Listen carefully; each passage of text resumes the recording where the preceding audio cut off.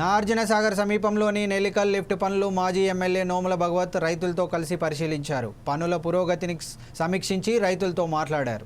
ప్రస్తుతం జరుగుతున్న పనులు గత బీఆర్ఎస్ ప్రభుత్వ హయాంలో ప్రారంభించినవేనని, కాంగ్రెస్ ప్రభుత్వం కొత్తగా అభివృద్ధి పనులు చేపట్టలేదని, గత ప్రభుత్వం ప్రారంభించిన ప్రాజెక్టులనే కొనసాగిస్తుందని ఆయన విమర్శించారు. రైతులకు సకాలంలో సాగునీరు అందేలా లిఫ్ట్ పనులను త్వరగా పూర్తి చేయాలని అధికారులను కోరారు. అభివృద్ధి పనుల్లో రాజకీయాలకు తావు లేకుండా రైతుల ప్రయోజనాలే ప్రధానంగా ఉండాలని సూచించారు. నాగార్జునసాగర్ నియోజకవర్గంలోని తిరుమలగిరి ప్రాంతంలో నెల్లికల్ లిఫ్ట్ ఇది దాదాపుగా ఒక 40 ఏళ్ల కళ ఇక్కడ ప్రాంత ప్రజలకు. దీనికి తక్షణమే నీళ్లు అందించాలని చెప్పేసి మొన్న నేను ఉన్నటువంటి బై ఎలక్షన్లో కేసీఆర్ గారు లిఫ్ట్లన్నింటినీ శాంక్షన్ చేయడం జరిగింది. ఇవన్నీ పనులు దాదాపు 2 సంవత్సరాల ముందే పూర్తి కావాలి.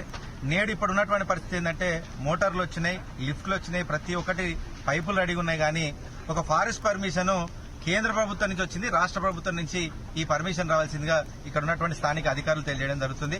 తక్షణమే ఇక్కడ ఉన్నటువంటి కాంగ్రెస్ పార్టీ ఎమ్మెల్యే కావచ్చు, ఎంపీ గారు కావచ్చు, పెద్దల జానారెడ్డి గారు కావచ్చు, మీరు తలుచుకుంటే ఒక ఫోన్ రింగుకే ఇక్కడ ఉన్నటువంటి మన ముఖ్యమంత్రి రేవంత్ రెడ్డి ఒక రింగ్ ఎత్తే సామర్థ్యం మీ దగ్గర ఉంది. కాబట్టి దయచేసి మన నియోజకవర్గంలో ఉన్నటువంటి ఈ ప్రాజెక్టుకి ఎట్లాంటి సమస్య ఉన్నా మీరు ఒక చొరవ తీసుకుంటే ఇది తక్షణమే ఇది పూర్తవుతుంది. ఇది ఇప్పుడున్నటువంటి ఆగస్టు ఎండ్ వరకు ఇది పూర్తి కావాలని చెప్పేసి వాళ్ళందరూ కూడా అనుకుంటున్నారు.